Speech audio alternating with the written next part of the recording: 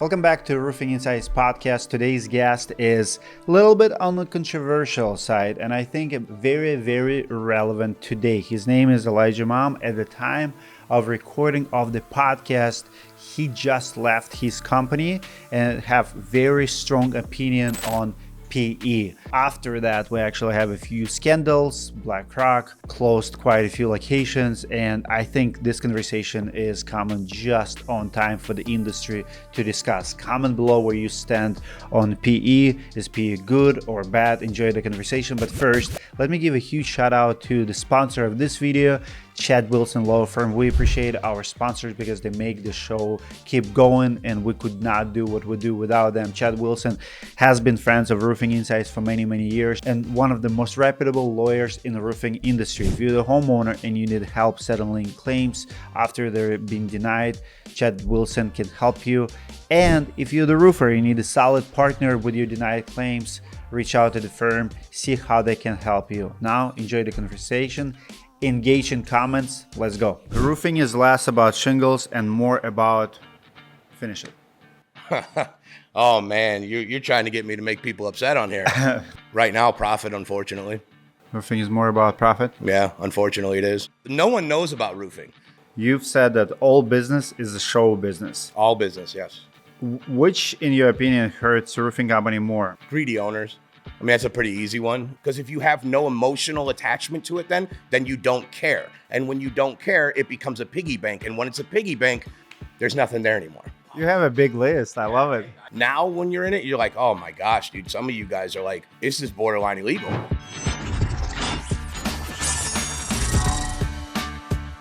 Last month, we visited a company in Texas with the 4 business owners, and I was scratching my head. How do they manage the business with the 4 business owners? Today, I'm sitting with Elijah, who just came from Romans Roofing, who had 6 business owners. Now it's 5. Talk to me about that. Let's start there. I know you're no longer part of the business, but how does it feel and what does it look like to run a roofing company with the 6 business owners? So the first thing that everybody thinks when they hear the 6 business owners is like, there's no way you're going to agree on everything. And they're absolutely correct. You are not going to agree on everything, but even if you have 2 business owners, you're not going to agree on everything. The way we approached it was, I thought it was a benefit to have 6 owners, because when you're doing systems and processes and you're trying to implement different things, you get to see 6 different perspectives from it. So for me, I grew up in sales. I came from sales. So like everything that I think of is sales oriented, where we had business partners that were process oriented, or some of them also aren't involved in a day-to-day process. So you have the original owner of Romans Roofing and Jeff Semko, but he's a local attorney in Northwest Indiana. So he's more of like a silent partner. He started the whole thing and named it after his son. It was like a mom and pop shop. So when we came in there, he only had one business partner that he was doing business with, and that was a guy that worked at ABC prior to that. So they had no sales team or anything like that. So when we came over there, we being Michael Armalis, Sean Harrison, and myself, we brought a sales team with us, and then Sean started dialing in on processes. Mike was networking with some of the people he knew, some of the manufacturers, working out the deals and all that stuff. So each of us had our own little lane to stay in. But when it came to big business decisions, we had to adopt a philosophy of I forget how it goes, but basically it's like being in a frat. When you're speaking to everybody, that's how it was worded to us. But you have objections and you have certain things, like everybody's got to be allotted the time to speak. You have a voting process that you have to go through, and then you hope that things will pan out the way you want them to. But inevitably, not everybody's going to be happy with every single decision. But for the most part, they were pretty respectful as far as working together goes. Talk to me about compensation and hours put in. When you have partners, if you're my business partner, I have 5 kids. Do you have kids? Yeah, I have a daughter. So you have a daughter, I have 5 kids. So I have more soccer games, more volleyball games. I'm more limited. And you putting here 60 hours a week, I'm putting 40. What's fair? What's not fair? How do you manage the input of each business owner? Well, that would all go into perspective, first off, because I've seen people and I've worked next to people that put in 40 hours a week, and they're far more efficient than the people who are putting 80 hours in a week. So I guess it would come down to what you're actually doing and how do we track. So I'm an actions guy. I don't care about the amount of phone calls you made. I don't care about the amount of emails that you sent out. What I'm looking at is what did you get out of what you put in there? And that's how I kind of gauge it for. So like, I don't really hold anybody's feet to the coals. It's like, oh, you're not working 40 hours. You're not working 60 hours. It's not about that. It's as long as you're working and you're doing what I need you to do or what the company needs you to do so it can be successful. But there were times where that would become an issue sometimes. There's a lot of traveling involved, as you know, when you're scaling a company like that, especially to the number that they scaled it to or that we all did together, people are going out and they're branding and they're meeting people and they're networking. So sometimes we get pulled away from our business. You might have another venture that you're working on the side, or you might have something that comes up that you want to be a part of, and it could interfere with the day-to-day operations, which again would be a benefit, in my opinion, of having 6 people, because you always have somebody that can stay on base and kind of like maintain that. What was your role in the business? Sales development, culture, and marketing. I did all the branding. So if you look at anything from Roman's Roofing, it's pretty much my face glued to everything. The sales team has been with me for about 7 years, most of them. The couple guys that they developed there, I was in charge of recruiting them, bringing them in, teaching them the sales process, and then working with them on a day in and day out basis. For me, culture is honestly the most important thing, especially if you're going to scale a business, because it's not everybody wants instant gratification. That's what they're looking for right now, is like, what can they do right this second? And culture is about building a safe space and a comfortable environment that allows growth for sales reps. So when they come over there, if you have a destination spot for sales reps to work for, long term, you'll see more money than anybody does if that's what you really chase. It's just the short term, it's not going to be there. People want to be instantly paid. When developing sales reps is a process, because you've hired people before. None of us are hiring a Dan Walrack in year 1. It just doesn't work like that. I mean, I'm just dropping his name because we know him mutually, but he sold $18.5 million after 30 years of doing this. You have to put time into people, and you have to understand the psychology behind sales too, because their mindsets shift as the process goes along. So the guy that you hired at 21 is not the same guy you hired at 23. So it's a lot that goes into culture, but that was like my main thing there. And it's actually a large part of why I'm not there anymore. So culture is extremely important to me. And so is sales development. You've been open about losing a lot of sales reps in the past. Mm-hmm. Do you think that leaders should always take the blame when people quit, or there are times it's just on a rep? So everything that happens at a business, whether that is, whatever happens at a business, it essentially has to fall on you. So an owner is 100% responsible for everything that goes wrong. There's no scenario where you could say, oh, that's just a rep, because at some point in time, you did something. You didn't speak to them clearly on the mission. You didn't provide them with whatever they needed. Or when you started to see a trend where they were dipping down, where it came to the point where like, all right, we got to get rid of this guy. Well, hold on a minute. Like, why?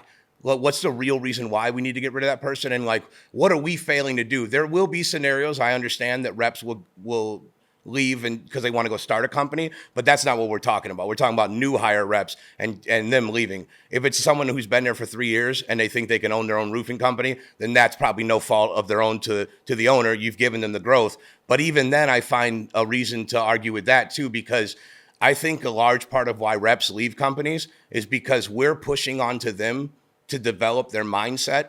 And what's happening is the owners are staying right here, and so are the managers. And we're telling them, read, attend events, study, get better. And they are. And what's happening is they're outgrowing their own ownership, and they're outgrowing the managers that are in charge of them. So if someone is developing their mindset and reading consistently, taking notes, meeting people, developing their brain, and they see that you're remaining stagnant, well, then why would they stay at that company? Because you're not doing anything to evolve as a human being either. And you're asking them to do that. So I just think that there's like a misconception in why reps actually leave companies. I would agree with that. If you had to strip sales back to 0 storms and 0 door knocking, what would your new model would look like? It's like you cannot door knock and there's no more storms. What would you do? For a roofing company? Yeah. Oh, man. I would do, to be honest with you, kind of what I'm doing now. So I'm going to try to develop a way to bridge the gap for certain things that need to be done. What I've found in the roofing industry is that everyone wants to make money. No one wants to learn the process, because the companies that are already producing large amounts of money, they'll just pay somebody to do those things for them. So I guess I would just try to bridge the gap somewhere where they needed me. I would offer my services to them. I like the concept of a blitz team. I know a couple companies that have that going, where they send the sales guys out to a company, build up the contracts for them, or they might need help with systems and processing. Recruiting is very difficult if you don't understand the key words to use and how to interview people so you can actually have retention with them. So I would want to be a part of the industry no matter what, but I don't, that's a very interesting question, because without storms and without door knocking, I guess it would go to marketing and branding. You've said the culture is bigger and more important than the profit. But is there ever a moment where chasing profit is actually the most responsible move for your people? In the beginning, before you can scale for the growth that you want, there are setbacks and there are things that you need to equate for. I don't think some people understand how expensive a CRM can be, especially if you have multiple users and you don't have a CRM that allows multiple users, where you have to pay individually. Company Cam, Hover, whatever apps you're using to pool the measurements, and then you have your, you have to sit in tough negotiations sometimes with suppliers and manufacturers to make sure that you're getting the appropriate kickbacks that can help your business grow. And then eventually sales reps, they need things. Sales reps need cars. Sales reps need, really state approved contracts. You need lawyers for contractual agreements. I think a lot of people don't understand what being an owner actually is. And there's, it's a lot of paperwork and stuff that costs money. Every time you have somebody do something for you, it's going to cost money. So in the beginning, you need to build your pipeline up. I agree with that 100%. Plus, if you're going to scale the right way, you have to be one of the few roofing companies that's not robbing Peter to pay Paul. So if you have these builds in here, you should have money put aside to do those builds. A lot of them are taking the new jobs and building the old jobs, and then you're running in a vicious cycle. And that's when problems start happening at those companies. Let's talk about industry trends and the roofing industry in general. You've said that all business is a show business. All business, yes. How does it apply to roofing? So no one knows about roofing. Even us who are in roofing, I tell people on my podcast all the time, I think roofing is one of the most boring subjects for me to talk about. I don't even engage in any roof talk outside of people normally in our industry. But the reason for that is because people aren't educated on the entire process. It doesn't have to be boring, which is where show business comes into it. So market with fun ideas. I love what John does. I love what you do. I love what Deshaun does. But you got to have a little bit of fun with it. Bring your own flair is what I mean by that. And I think that when you start engaging people and then you can find a way to be entertaining and educating, then what happens is subliminally they paint you as an expert. So you're teaching the masses. They're learning about something, which people love to do. And then once they're hip to everything and they understand the process, well, now they're going to start using you because you're the one that taught them. So you just have to find a way to make it fun for people. Got it. What's more powerful today, billboard in town or viral clip? Viral clip. What if viral clip is viral everywhere but in your town? That's okay. Viral clip reaches so many that you just have no idea how many people are seeing it. And I was on the good end of that when I left Roman's Roofing. I had a lot of phone calls, and it was from people that I had no idea were even watching any of my content or watched the podcast or anything. And I was overwhelmed with the amount of people that had reached out to me. And then that goes to reiterate to you that you don't know who's watching these things. You never know who's seeing it. So I think viral clips are huge. Plus, they put you on the map. Once you get one, people just start following all your videos, liking them, sharing them. They think you're fun. They put you as like a personality, and then they start sharing it without you even asking them to. And then just because it wasn't in your network, it's going to find its way back eventually. Is it possible the next $20 million roofer is built on TikTok? Yeah. I actually think that there's something cool that hasn't even been discussed yet in the roofing industry. Live shopping is so awesome. And the Whatnot app and stuff, people want convenience. They really do, and experience. I think that we're dropping the ball by not going on a live thing. And I know that it seems weird to people when you're like, dude, who's going to buy a roof off there? Well, when you have apps like Roofle, or when you have things like where you don't even need to be there, or if you were to sell gutters, people know what gutters are. You just do the measurements. You have them enter through, like, I'm just in this example. You enter through Roof or whatever and on your Whatnot app, and then you're in front of a table and you have a good following and you're out there telling people, hey, we're gonna get you guys set up. This is the price, blah blah blah. Once you guys are in Roofle, let me know and I'll put you in the queue. Then you pull their measurements. They clicked on which one they were interested in, and you tell them, all right, boom, $500 off this roof right now. Who signed it? Who wants to get this roof? We're doing it with this shingle. This is what we got. You're showcasing it all. Someone eventually is going to be on that, and I may be off a road that's like, dude, that's just way too far out there, but someone's going to do it. And when they do it, you're going to be like, man, we actually could have done that. And what sucks about the trends is you want to be the first one to do it, because there's only two options. It's either it's absolutely insane, it's not going to work and you're dumb, or you're extremely innovative and it kicked ass. Those are the only two options you have. So why not go for it? Well, for my TikTokers out there watching, we have audience. We're live on TikTok. Comment if you agree. Comment if you would buy a roof off TikTok if what he just explained you can see in the next couple of years. Just curious from my TikTok audience. I absolutely love that answer. And I think buying life, I mean, if you look at China, what's happening there during life, I've seen recently this girl change like thousands of times in 8 hours or whatever, and how many people, like millions and millions in sales, buys because she changes super quick every 20 seconds. It's impressive. Yeah. I like it. Ryan Stewman was on our podcast. He sold his house off an app on his iPhone. He sold it to somebody off an app. Which app? I don't remember the name of the app. He mentions it on the episode though, but it literally off an app. The person never even met him, nothing. It was just an exchange, and it's like a $400,000 house. So I have reason to believe somebody would buy a $20,000 roof. I just think they would. I'm gonna try to sell my watch on the next live that I go to. That's what I'm gonna do. I'm trying to sell a watch.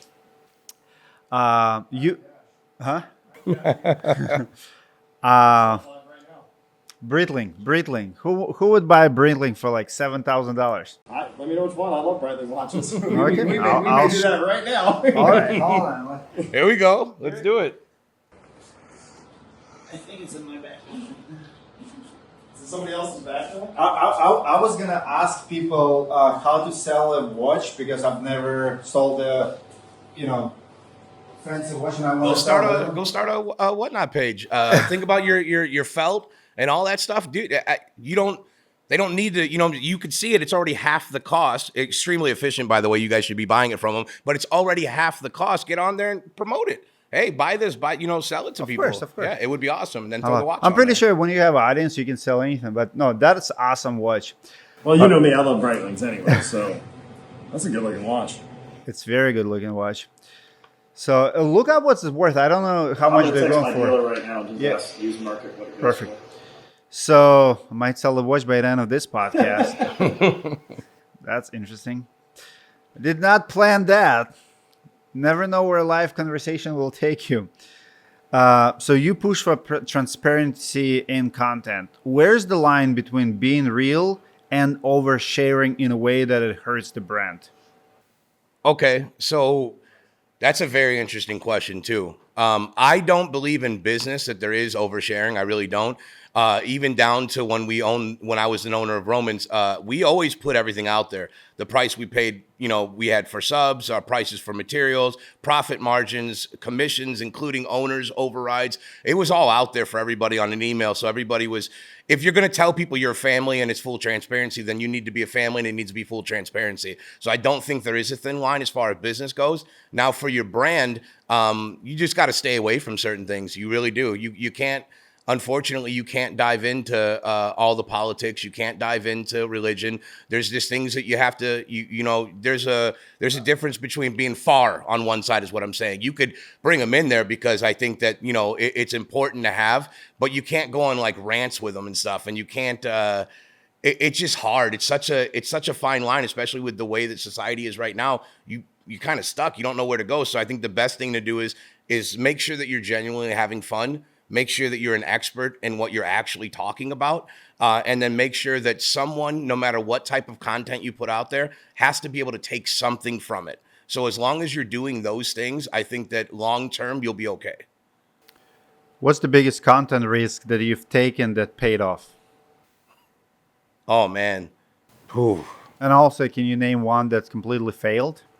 Oh, I could have plenty of them that completely failed. Yeah, plenty of them. I went out one time and I had a whiteboard in my basement, and this is when I first started making. I didn't know what to do, so I wrote on the whiteboard what the national averages are for the average roof claim, average siding claim, and then I put the average roof price in America, the average siding price, and everything was good. But what I didn't do was do my research and double down, and I realized that I was only pulling Texas numbers out.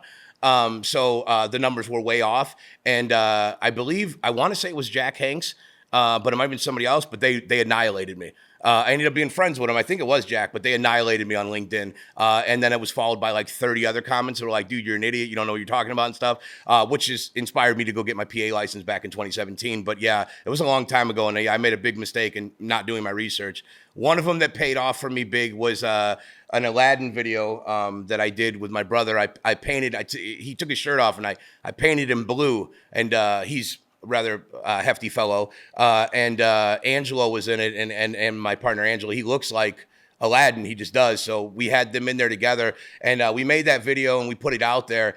And the reception from our local people was actually like mind blowing. We didn't get a lot of like likes and shares and stuff. I mean, there was okay amount, but we got business off of that. People were like, hey, we just think that's funny. And then a couple people came in our office like, hey, you guys just look like you have a good time. Would you guys be interested in like looking over the scope? And we ended up getting, I think, 4 or 5 jobs in like 4 days off of a video that had nothing to do with roofing at all. We promote ICO in it a little bit, but it's mostly like finding a magic tool belt, and then the genie can grant you 3 wishes. And it even ends ridiculous. Like there's nothing roofing related to it at all. But I know that the greatest asset out there right now is attention. So once you grab that and you have substance to back that up, so the video's funny and it gets people to your page, but then you got to have educational content after that, because what they're going to do by nature is keep scrolling because they liked one video. So then now you're learning.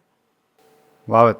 Let's talk a little bit more about your personal journey. So a few weeks ago, you resigned or got out of Romans Roofing. What's next for you? What's the journey?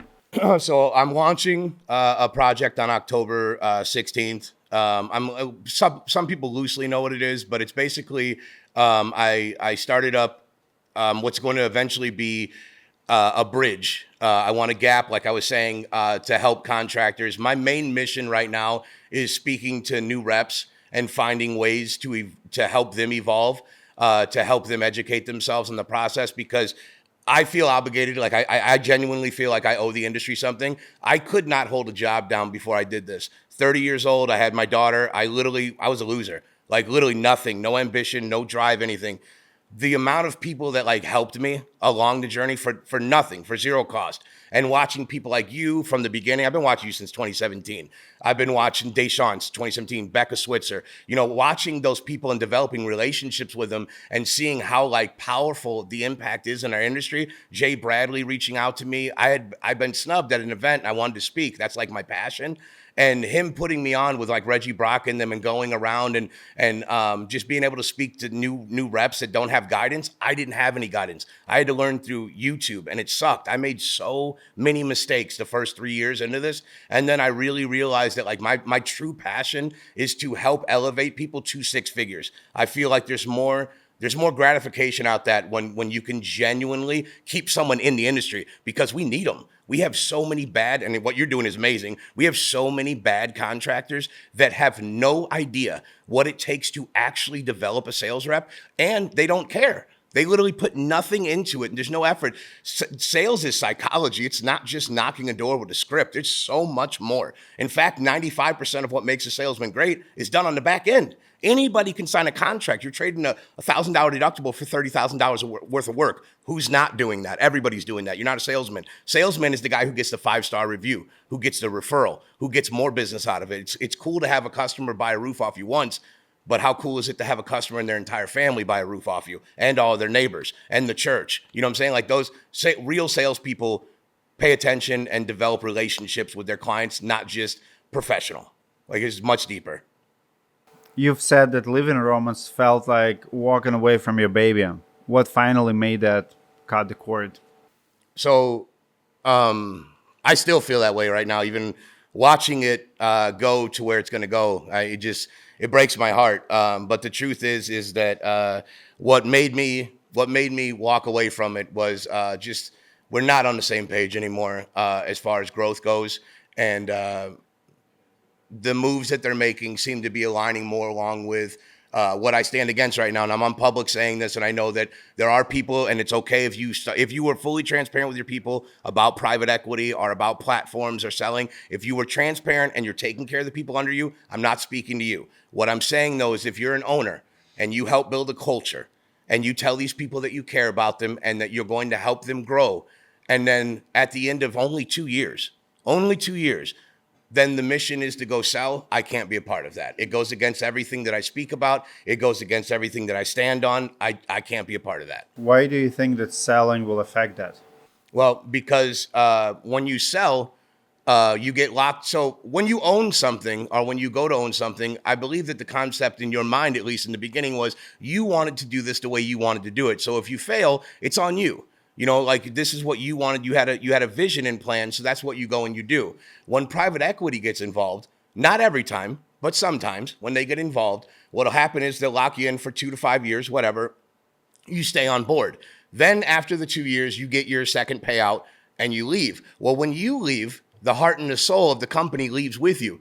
What happens to everybody that's left behind? What happens to the receptionist that you worked with for 3 years? What happens to the sales rep that you've been with for 7 years that relied on you for their paycheck? What happens to their families, their homes that they bought, the cars that they bought, because they believed in you? They believed in what you were sending them and what you were telling them. What happens to them? And most of the people who are selling to private equity, they don't have an answer for that. Why? Because they don't care. Because it's a cash grab. And I just, for me, it's like, dude, I want, my dream is to have somebody retire with me. I want a sales rep to grow and literally retire with me, or at least let them become more of a professional, more of a like actually genuinely understand what sales development is. And then maybe some of those guys, they go on to open up companies that do things right, that give back to the community, that hire people and train them the right way. So they're not, everybody brags about a 2-year turnover rate. It drives me insane. Why do we keep saying loosely and okay in a fluent conversation, oh, well, it's, it's 2.5 year turnover rate for sales reps. Why?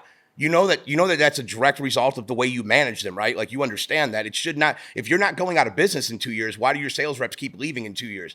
You need to hone in on what actually makes the money, and you need to take care of those people, and so they feel like they're part of a journey. When you go private equity, they're not part of a journey. They're part of a conglomerate or whatever's going on there, and then who knows what happens. And some people are like, well, you sold. Who cares about what happens? Well, that's why you shouldn't be a business owner. Because if you have no emotional attachment to it, then you don't care. And when you don't care, it becomes a piggy bank. And when it's a piggy bank, there's nothing there anymore. Looks like you're very, very fired up about it. So I want to dig a little bit deeper. Do you see any good examples of private equity buying companies? 100%. What Wendell and them did, absolutely amazing. They got in, they did it the right way. They walked out, they took care of some people that were underneath them. I believe that might have been a lot of private equity kind of making a stance too, like coming in and purchasing to let everybody know, hey, we're out here, guys. We want you guys. But I think they handled it right. I don't know enough of them that went right to sit here and say that all of them are wrong. That's why I say I could be wrong about a couple of them. But I don't judge anybody for doing it because there's a way to do it. If you went into it with the intent to sell and you made it very clear to everybody that was your intent, we're going to scale this up, we're going to do what we can with it, and then we're going to move it on, I got no qualms with you. We have no problems. If you went into it and said we're going to build a culture, a destination spot for sales reps, and you had people that bought into that and delivered on that, and then your objective was to sell at that point, you're wrong for that.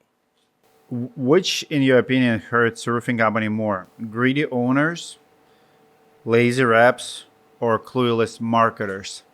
Greedy owners. I mean, that's a pretty easy one. The lazy reps is a direct result of the owners. Why'd you hire them?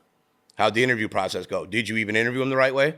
Like what makes them lazy? Because sometimes when I've met with a couple companies already too, sometimes when you go in there, they have these ridiculous expectations for these sales reps, and the expectations are like 5 signs minimum a week. I bet you can't sign 5 signs a week. If you can't do it, how do you expect them to do it? You have no way of teaching these people. That I was just saying at lunch with one of the guys here. When you get into the position where you have to have somebody that develops sales reps, you run into a situation because most roofing companies, or most companies in general, they take their top guy and they just instantly put him in there at manager, and they're like, all right, we're gonna, we want you to brand or make what you are. Go duplicate that with everybody else. The problem with that is selling a product and knowing how to sell doesn't mean that you know how to develop people. Same with the people who do know how to develop people, but they suck at sales, so you just pass them by. There is a difference between training people and develop them and being the best at sales, and they need to cipher through the two of them, because you have lazy reps because you're a lazy owner. There's no other explanation for that. Get rid of them if they're lazy and get new ones in here that aren't lazy. You make all the decisions. I don't know how an owner could blame virtually anybody outside of something ridiculous happening that was really out of their control. I don't know how you could blame anything. If you were forced to expose one dirty secret of the roofing industry, what would you pick? Oh man, you're trying to get me to make people upset on here. I'll be open and honest about it. I wish the cash kickbacks would stop.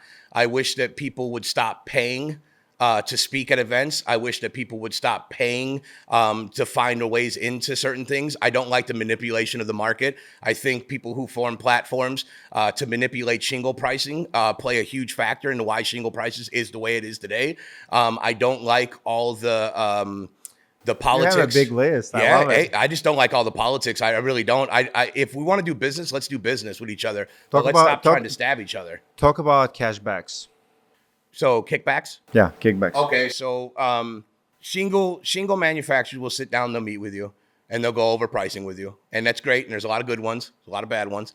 So they'll sit down, they'll negotiate with you. That should be the price. Like, you should be able to go to the source and set that price, but they don't have it set that way. They have it set where now you got to go and sit down with the supplier and you tell them what they said. Well, then the supplier's like, well, I got to make this amount. So what we're going to do is we're going to up this amount. So this one looks fair to you so that we're making your money. But my question is like, why does it have to be this way? And then what they do is owners, they do it wrong too. And I know we're a large part of it, because what we'll do then is we take that price sheet and we go and we shop it around at another manufacturer or another distributor, and we use their leverage, to get the better deals and to get these high gates. And then every year they're going back to get the other gate, because it's all about like how much money can we get on a rebate, not marketing money, how much actual cash will we get on it. And then I've seen people go as far as to find creative ways to make that cash too. And then that's where I'm just like, man, I really don't, this is not what, I didn't want it to be like this. And sometimes I'm kind of blown away when I'm, to see those things, because as a sales rep, I didn't have privy to see that. Now, when you're in it, you're like, oh my gosh, dude, some of you guys are like, this is borderline illegal. Some of the things that you see now on a daily basis, you're like, dude, you should not be allowed to do this. Like, you shouldn't be. And then so many people you can't have that much power to one or two people. And right now, the shingle manufacturers, with all the Verisk and stuff with AccuLinks, the selling of the ITEL and as a whole, finding the same shingles that pop up on every single list, the same places. Oh, Lowe's got it, Home Depot's got it. Yeah, because they're paying. There's a kickback somewhere, and it's right in front of everybody, but we just have to sit there and ignore it. I hate that. I hate it. That's what's killing our industry. That's true. I love your passion about it. What's the one thing the homeowner should never believe when a roofer tells them? This is the best I can do. If I'm being honest, this is the best I can do. A lot of roof salesmen, especially retail, will gauge what their prices are off of who they feel you are. They know what they can sell. They know what the bottom dollar is in there, and they know how far they can push it. So when they get into those doors, they'll tend to tell you, oh yeah, this is the best I can do, because they've gauged you. They've read you as a person in communication, and they've realized that they could make 5% more. They could make $5,000, whatever. So I think that whenever they say that, another one is I would stay away from anybody in general who shits on the other competitor. Sorry for my language. Anybody who talks bad about a roofer that was there previously, regardless of how you feel about them, that person, as a homeowner myself, would never do business with you. Ever. I think that's what's killing our industry the most. It sucks. We spend millions of dollars stepping on each other's throats, when if we would just get together in a network, and I'm not no kickback. I'm saying just 5 companies that do things right. You do your research with them, you meet up with them, and you say, hey guys, we want to do some ads together. We want to brand together on ads, and we all post them. And what'll happen is, instead of fighting for a market share with 90 companies for 100% of the market, you can circle 70% of the market and have that travel through 5 competitors to where you're all eating way more. But they don't want to do that. And the carriers kill us because they spend millions of dollars educating the homeowners on how shitty we are as sales reps. We're used car salesmen to them. When if we put the same amount of effort into educating our homeowners, they would then, as they're starting to now realize, whoa, okay, roofing companies may not be the crooks here. They might actually be legitimately fighting for us against like a daunting task right now. We're too cutthroat. The industry's too cutthroat. Come together and we'll make more money. Agreed. We have 2 more questions, and then if you want to ask something, I'll give you opportunity. If you fill in the blank, roofing is less about shingles and more about finish it. Right now, profit, unfortunately. Roofing is more about profit? Yeah, unfortunately it is. Do you see a lot of contractors installing cheaper shingles because of that? We do sometimes, ones that are primarily retail based, but I have found that most good companies, and I wouldn't say good companies, most companies that scale past $3 million, they usually have a referred one and they're not really trying to do stuff like that. It's more so the $1 to $3 million guy because they don't fully understand what it takes to scale. So then in that case, yeah, I've seen, we have a company by us, I'm not going to mention by name, but we have a company literally by my house that goes to the warehouses that they suggest at Allstate and stuff and pulls shingles that who knows how long they've been laying there, putting on, Appalachian, ICO, just disco shingles and throwing them up on roofs and just being okay with that at discounted rates just so they could buy the job, so they don't have to compete with anybody on it. I don't believe in dropping prices. I think that your brand should speak for who you are, and your price is your price. There's no need to waver on that. If you offer, quality craftsmanship and you stand behind your warranties, then who cares about price? I don't think price matters anyway. We've all ordered DoorDash before. We know that if we drove 15 minutes, we can get it way cheaper, but we do it because of convenience. So it's the same thing with the roofing. As long as you make sense, let's do it. Who makes better roofers? Ex-athletes, ex-military, or natural-born hustlers? Well, roof salesmen or roofers? Roofing business owners. I would say it's a tie, man. I love the dirty hustler. I really do. I love them, the ones that just didn't have. You got to have a why.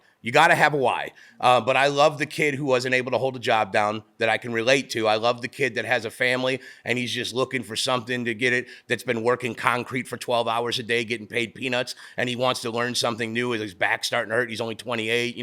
I love that kid because what I heard right out the gate is you'll put in 12s and you're comfortable doing it for nothing. When I introduce you to the money you can make here, you're going to put in 15s. I feel comfortable. Military guys are great too because they're order takers. And, you put them in a position, you say, hey, this is what I need out of it. This is why I need it. And this is what I plan to achieve. Those guys, that's their whole mindset. Okay, let's do it. Here's my job. I'm going to do this, this, and this. When you assemble an assembly line, if you're a company that has an assembly line, military guys are perfect. You plug them in the 4 spots, and then you know that those 4 spots are going to be done the right way. Those guys are going to do it the exact way you showed them how, and they're never, ever going to veer from that. That's why I like that, too. But I think both of them are valuable. Love it. Any questions, guys? So you mentioned you have a passion for homeowners. What are the 3 things that you think are the most difficult challenges facing homeowner when they need a new roof? What do they have to figure out? How do they find the right information? How do they know what's real and what's not real? What do you see, and how can you help them? Well, the number one thing is listening to them. A lot of salesmen will go to a door and they're just regurgitating their pitch and they're throwing it all out there. And what happens is you're throwing so much at somebody that they're like, whoa, what are you even here for? Like, what are you here for? And I believe that if you slow down and you find a way to connect the common ground and you have a conversation with them, they will tell you what's bothering them. And when they tell you what's bothering them, then you can provide a solution. And when you have a solution to someone's problem, now that's how you get a deal done.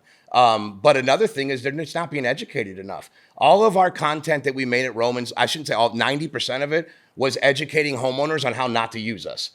That would, the philosophy is just teach them about we know how hard the claims process is, and we know how hard organizing a build is and stuff. Let them do it. Teach them how to do it and stop worrying about you getting the job or not. Teach them. Once they learn how bad the carriers are, how hard it is to get bought, or they get stuck in the process, guess who they're calling?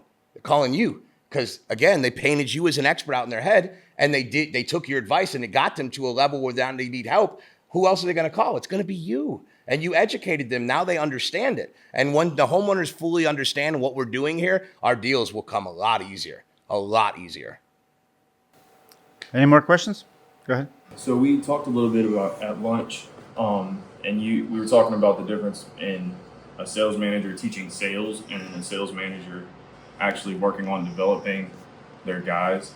Would you say that part of it, like developing, is it's a big miss right now when people are hiring sales managers? Well, the biggest gap in the industry is training in general. That's why we have so many events. That's why so many people go off, and that's why John travels. That's why Deshaun travels. That's why he has YouTube channels. So everybody's doing that because we understand that the education level is not where it needs to be, especially on a professional level. And a lot of these people, so I'm just being transparent with everybody that's listening, and I'm sorry if I offend you. A lot of people will start up a roofing company for quick cash. And the reason they do that is not because they're good at roofing. It's not because they think they'll be good at it. It's because they know how stupid we all are. They know how dumb the average owner is in a roofing business. So they're like, dude, how is this felon making all this money? Like, I could do this, and then that taints our industry. It kills us. So we need to find a happy medium somewhere. I'm not the most professional guy. People look at me and they're like, what are you doing? But when I'm in business, I'm in business.